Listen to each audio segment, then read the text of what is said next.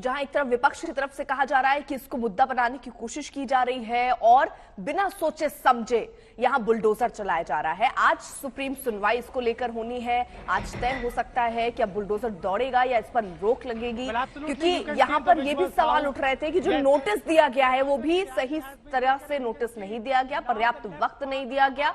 Notice चिपकाकर एक दिन के अंदर ही, वो भी छुट्टी वाले दिन, कई जगहों पर बुलडोजर चले हैं। तो ये तमाम सवाल हैं और इन्हीं सवालों के साथ कोर्ट का दरवाजा खटखटाया गया है। अब कोर्ट को तय करना है कि आगे उत्तर प्रदेश में ये बाबा का बुलडोजर ऐसे ही गरजेगा या इसकी रफ्तार थोड़ी धीमी पड़ेगी, ये देखना होगा। लेकिन इस बीच आपको बता दें, दिल्ली में सुनवाई होनी है, लेकिन कल जुम्मा भी है, उससे पहले तैयारियां भी वहां पर कर ली गई हैं। हिंसा को देखते हुए कि कहीं कोई स्थिति बिगड़े ना, इसके लिए पूरी तैयारी पुलिस की तरफ से कर ली गई। वहीं सवाल जो बुलडोजर को लेकर उठ रहा था, क्योंकि ओवैसी साहब को भी आपने सुना, उन्होंने कहा कि ये सब अब कोर्ट का कोई काम नहीं है, कोर्ट को बंद कर देना चाहिए, क्योंकि सारे फैसले तो योगी सरकार की तरफ से लिए जा रहे हैं, बिना ये सोचे कि कोई आरोपी है या नहीं, बिना साबित किए केवल कह देने से बाबा योगी के बुलडोजर चल जाता है। इसको लेकर लगातार आपत्तियां जताई जा रही थी, लेकिन अब इस पूरे मामले पर सुप्रीम सुनवाई यानी सुप्रीम कोर्ट में सुनवाई होनी है, क्योंकि याचिका दाखिल की गई थी। आज ही इसकी सुनवाई होनी है।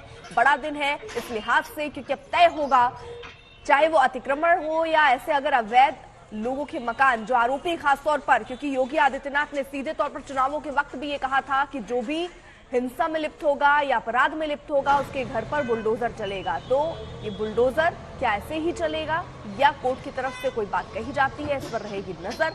फिलहाल आपको बता दें, तैयारियां वहां पर एक तरफ हिंसा से जूझने के लिए की गई है, क्योंकि कल जुम्मा है, उसके लिए तैयारी है। दूसरी तरफ बड़ी खबर ये कि बुलडोजर पर आज सुनवाई होनी है। कोर्ट में ये पूरा मामला पहुंच चुका है और यही चुनौती दी गई है कि बिना जांचे परखे किसी को भी ये कह दिया जाता है आप आरोपी हैं, उनको उठा लिया जाता है और उसके घर पर बुलडोजर चल जाता है बिना नोटिस के। नोटिस दिया भी जाता है तो जो पर्याप्त समय है वो समय भी नहीं दिया जाता। इससे पहले कई चिट्ठियां भी जो दाखिल की गई थी, जिसमें कहा गया था कि जो पूर्व जज थे उन्होंने भी इसको लेकर आपत्ति जताई थी। आखिरकार क्यों बिना जांच के ऐसे आरोपियों के घर गिरा दिए जाते हैं, उनको पर्याप्त समय भी देना चाहिए। समर्थ श्रीवास्तव हमारे साथ, हमारे सहयोगी इस वक्त जुड़ चुके, प्रयागराज में वो मौजूद है। समर्थ, कुल मिलाकर आज इस लिहाज से ये बड़ा दिन है क्योंकि अभी तक बाबा का बुलडोजर खूब गरज रहा था, अब वो गरजेगा या उसकी रफ्तार धीमी पड़ेगी या पूरी तरीके से ब्रेक लग जाएगा, ये तय हो सकता है आज। और इसी के साथ साथ जरा बताइएगा, क्योंकि जुम्मे की नमाज है कल, उसको लेकर किस तरीके की तैयारियां हैं सुरक्षा के लिहाज से?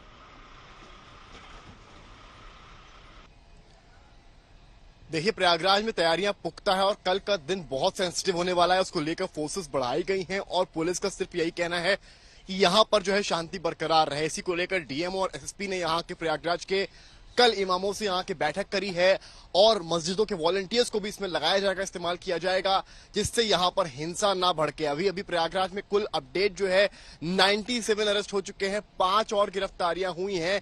अटाला इलाके से हुई हैं, कराली इलाके से हुई और उन इलाकों से हुई हैं जहां पर दिक्कत हुई थी, जहां से लोग निकल कर आए थे पत्थरों के साथ। इसी बीच लगातार बुलडोजर का आना भी हर दिन जारी है। यहाँ पर जो ईंट पत्थर पड़े हैं उनको नगर निगम के द्वारा यहाँ पर लगातार हटाया भी जा रहा है और इसके लेकर बुलडोजर का सहारा लगातार अर्पिता लिया जा रहा है।